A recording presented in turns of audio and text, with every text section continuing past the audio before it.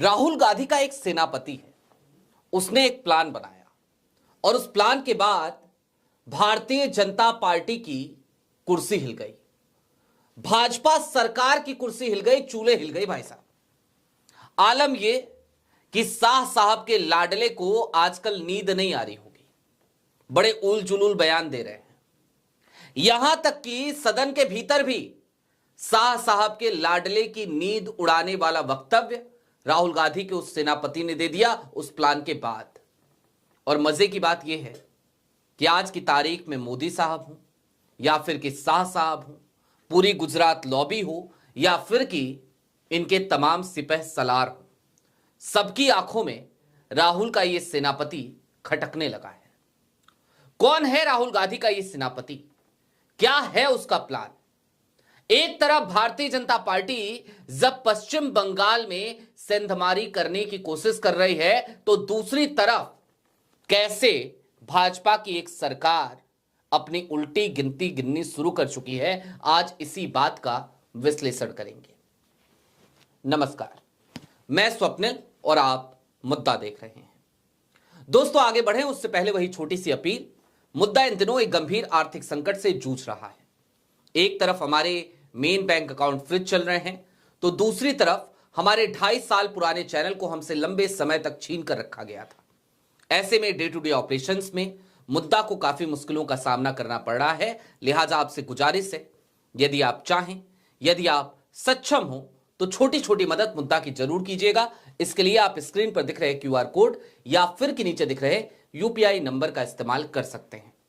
अब आगे बढ़ते हैं, खबर की तरफ चलते हैं। और आज की तारीख में आपको कोई हेडलाइन दिखाने की मुझे जरूरत महसूस नहीं होती, क्योंकि जो जानकारियां आज आपके सामने मैं रखूंगा, ये जानकारियां खबरों के रूप में इस देश की मेन स्ट्रीम मीडिया छाप दे, ऐसी हिमाकत भला वो कैसे कर सकती है?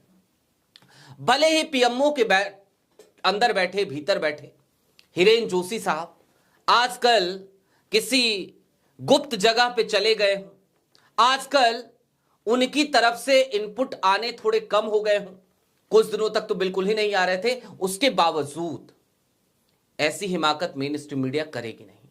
लेकिन हां, सदन के भीतर अगर कोई कुछ बोले तो जाहिर सी बात है उसे छापना मजबूरी है। वो सारी खबरें जरूर छपी हैं, वो इसी वीडियो के दूसरे हिस्से में लेकर के आएंगे कि कैसे शाह साहब के लाडले, शाह साहब के दुलारे ने एक मुद्दा उठाने की कोशिश करी थी, उससे अपनी राजनीति चमकाने की कोशिश करी थी, सूर्यास्त की तरफ अग्रसर उनकी राजनीति, कैसे उन्हें उम्मीद थी इससे सूर्योदय हो जाएगा, वो सारी चीजें भी आज काफूर हो चली। लेकिन उससे पहले आपको यह बता देते हैं कि राहुल गांधी का वो सेनापति है कौन। असम के पूर्व मुख्यमंत्री रहे तरुण गोगोई, उनके सुपुत्र हैं, नाम है गौरव गोगोई। लोकसभा में कांग्रेस के उपनेता भी हैं और असम कांग्रेस के प्रदेश अध्यक्ष भी। असम में आज की तारीख में हिमंता बिस्वा शर्मा, आज अगर आप उंगलियों पे गिने ना शाह साहब के सबसे भरोसे के लोग कौन हैं, तो उनमें शायद पहले दूसरे नंबर पे आपको हिमंता बिस्वा शर्मा का नाम सुनाई देगा। एक तो कारण यह है कि वो मुख्यमंत्री हैं असम के, पावर सेंटर है। दूसरा कारण यह है कि वो उसी तरीके की राजनीति करते हैं, यानी कि सो कॉल्ड हिंदुत्व की, सो कॉल्ड हिंदुत्व की नहीं, सो कॉल्ड। दूसरा सबसे महत्वपूर्ण कारण निश्चित तौर पर तो कहीं ना कहीं यही है कि वो भी कांग्रेस से निकलकर भाजपा में आए और आज की तारीख में हमेशा जैसे स्मृति ईरानी थी ना, उसी तरीके से वो सिर्फ और सिर्फ राहुल गांधी को और गांधी फैमिली को टारगेट करते नजर आते हैं। खैर, अब क्या प्लान बनाया है गौरव गोगोई ने, तो जरा वो जान लीजिए। कल की तारीख से, यानी कि कल तारीख हो जाएगी 6 दिसंबर 2025 की तारीख। कल की तारीख से कांग्रेस एक नए अभियान का शुभारंभ असम में कर रही है और इसे नाम दिया गया है राइजर पदुलित राइजर कांग्रेस। असम में नाम है ये। क्या होता है इसका मतलब आगे आपको बताऊंगा। और ये एक जो अभियान है, केवल एक अभियान जो आज की तारीख में गौरव गोगोई ने शुरू करने की पेशकश कर दी थी, उसके बाद उसका अब ऐलान हो गया, कल से वो शुरू भी होने जा रहा है। उसने असम के भीतर बैठे हिमंता बिस्वा शर्मा की कुर्सी के चूल्हे हिला दिए। नॉर्थ ईस्ट पे अपना कब्जा मानने वाली भारतीय जनता पार्टी आज की तारीख में असम में अपनी उल्टी गिनती, उनकी सरकार की उल्टी गिनती शुरू हो चुकी है। हालांकि ये उल्टी गिनती आज से नहीं शुरू हुई, इससे पहले भी बहुत सारे सर्वे आए।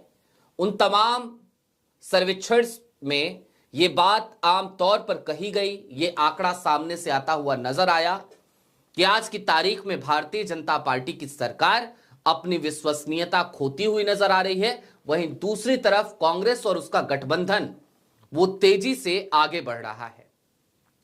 आज से 6 महीने पहले एक सर्वे हुआ था, उस सर्वे में 0.02 का अंतर था हिमंता बिस्वा शर्मा और गौरव गोगोई के बीच में बतौर मुख्यमंत्री। असम के लोगों से पूछा गया कि आपका पसंदीदा मुख्यमंत्री कौन है। सैंपल साइज काफी बड़ा था और उसमें गौरव गोगोई और हिमंता बिस्वा शर्मा के बीच सिर्फ 0.02 का अंतर था, 0.02 का। सोचिए, यानी कि गौरव गोगोई तेजी से उस फासले को पाटते हुए तब से ही नजर आ रहे हैं जब से उन्हें असम की बागडोर दे दी गई, असम कांग्रेस का प्रदेश अध्यक्ष बना दिया गया। अब इस अभियान की तरफ आइए। मैंने आपको बताया था इस अभियान का नाम है राइजर पडुलित राइजर कांग्रेस। हिंदी में अर्थ क्या हुआ? हिंदी में हुआ जनता के दरवाजे पर कांग्रेस।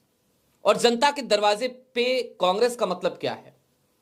एक तो यह राज्यव्यापी अभियान है, यानी पूरे असम में यह अभियान चलाया जाएगा और इसमें बॉक्सेस रखे जाएंगे अलग अलग जगहों पे और जनता से उनकी राय ली जाएगी। क्या होगा इन बॉक्सेस में? इससे जनता की उम्मीदें और सुझाव वो एकत्र करेगी कांग्रेस, पूछेगी कि भाई आप क्या चाहते हैं, आपकी क्या उम्मीदें हैं, आपकी क्या निराशाएं हैं। वो सारी बातें कांग्रेस के इन बॉक्सेस में कैद होगी और उसी के आधार पर निश्चित तौर पर मैनिफेस्टो भी तैयार किया जाएगा। किन वर्गों पे ज्यादा फोकस कर रही है कांग्रेस? तो उनमें चाय बागान मजदूर हैं, किसान हैं, महिलाओं के समूह हैं, छात्र हैं और ग्रामीण समुदाय है। 2026 चुनावी विजन, डॉक्यूमेंटेशन और घोषणा पत्र का हिस्सा बनाने के लिए इन वर्गों को टारगेट कांग्रेस करने जा रही है। अब सदन में गौरव गोगोई ने आज क्या कहा और कैसे वहां पर भी हिमंता बिस्वा शर्मा गिरते हुए नजर आए, वो आपको आगे बताएंगे। लेकिन उससे पहले जरा कुछ बातें असम की कर लेते हैं, खास तौर पे वहां की एक बड़ी आबादी की, चाय बागान मजदूर। असम की चाय सुनते हैं ना आप में से बहुत सारे लोग होंगे जो असम से चाय मंगाते भी होंगे, मैं खुद उनमें से एक हूं। असम के चाय बागानों का हाल जानते हैं आप? वहां पे काम करने वाले मजदूरों का हाल जानते हैं आप? अंग्रेज चले गए, अंग्रेजों की प्रथा आज तक जारी है। कई बार लोग मजाक में कहते हैं, अगर कोई कहे सॉरी तो लोग कहते हैं अंग्रेज चले गए सॉरी छोड़ गए। कई लोग कहते हैं अंग्रेज चले गए अंग्रेजियत छोड़ गए। लेकिन अंग्रेज चले गए और चाय बागान मजदूरों के साथ चलने वाली एक कुप्रथा आज तक छोड़ गए, ये कभी आपने सुना है क्या? नहीं सुना तो जरा आज संक्षिप्त में जानिए। जब इस देश में अंग्रेज थे और उन्होंने चाय का उत्पादन यहां पे शुरू किया, तो पता है उन्होंने क्या किया? चाय बागान के मजदूर अपनी जिंदगी के बारे में, अपने भविष्य के बारे में सोच ना सके कभी, इसलिए एक अलग तरीके की कुप्रथा को जन्म दिया गया। चाय बागान में मजदूर सुबह से लेकर शाम तक खूब मेहनत करते, खूब पसीने बहाते और जैसे ही शाम होती, उनका काम खत्म होता, उनको एक तरीके की शराब दे दी जाती। वो शराब पीते, जाकर के सो जाते, सुबह उठते, फिर से काम पे आ जाते। यानी पूरे दिन काम किया, शाम को शराब पी और ऐसी शराब पी कि उसके बाद से कुछ बचा नहीं सोचने के लिए। अगले दिन फिर से वही काम। पीढ़ी दर पीढ़ी यह कुप्रथा जारी रही और आज भी चाय बागानों में अधिकतम जगहों पर यह कुप्रथा लगातार जारी है। यानी कि चाय बागान में मजदूर काम करते हैं, शाम को उनको चावल की माड़ से एक अलग तरीके की बनी हुई शराब परोस दी जाती है। असम में यह खुलेआम चल रहा है। निश्चित तौर पर पीढ़ी दर पीढ़ी वो मजदूर वही काम कर रहे हैं। मैं आपको एक और आंखों देखी बात बताना चाहता हूं। कभी आपने सोचा है कि आप किसी दुकान पर जाएंगे चिकन की और कहेंगे कि जरा 150 ग्राम चिकन दे दो, और फिर घर जाकर उसमें तमाम तरीके की सब्जियां मिलाकर, आलू मिलाकर इस बात पे खुश हो सकते हैं कि 5 आदमी का परिवार है और आपने चिकन खाया। यह हो रहा है।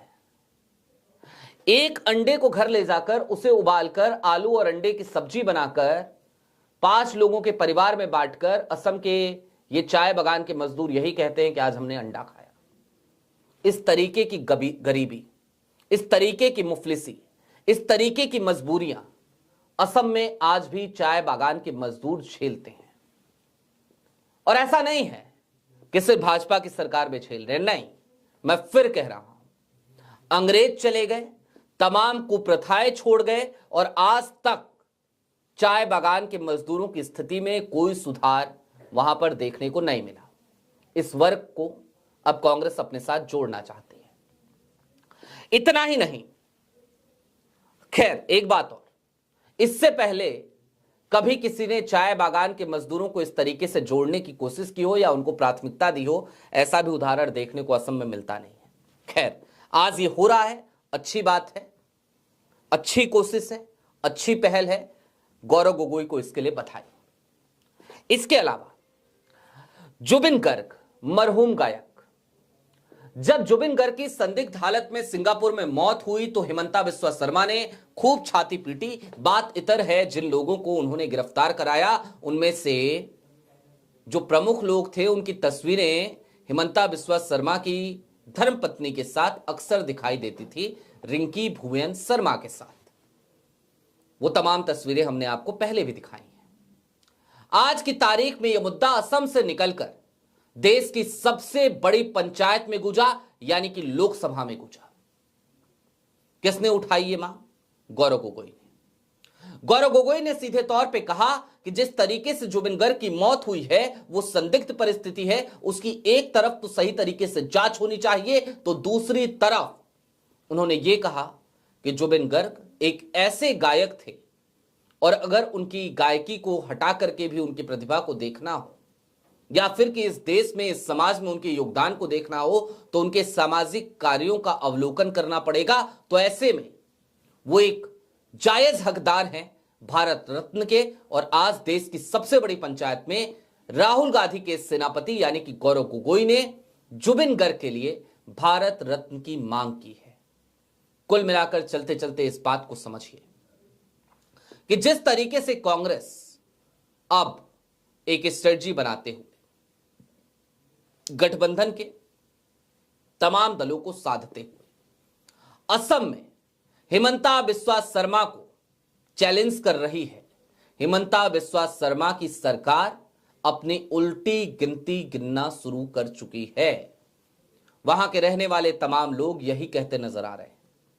वहां से आने वाले बीते कुछ दिनों के तमाम सर्वेक्षण, तमाम सर्वे यही कह रहे हैं कि हिमंता की लोकप्रियता एक तरफ तेजी से धरातल की तरफ अग्रसर है तो दूसरी तरफ गौरव गोगोई की लोकप्रियता लगातार असम के लोगों के बीच, असम के मतदाताओं के बीच बढ़ती जा रही है। यानी कि एक किला फिर से ढेर होने वाला है, जिसे कांग्रेस फतह करने की पुरजोर तैयारी कर चुकी है। और यह हो सका है सिर्फ और सिर्फ राहुल गांधी के एक विश्वसनीय सेनापति की वजह से, जिसको राहुल ने खुली छूट दी, कहा कि जाओ जाकर के मोर्चा संभालो, ये किला तुम्हें फतह करना है, असम का किला। आपकी क्या राय है हमें कमेंट बॉक्स में जरूर बताइएगा। अभी के लिए दीजिए इजाजत। चलते चलते फिर वही अपील, चैनल पे नए हो तो सब्सक्राइब करते हुए जाइएगा, सक्षम हो तो छोटी छोटी मदद मुद्दा की जरूर कीजिएगा। बहुत शुक्रिया।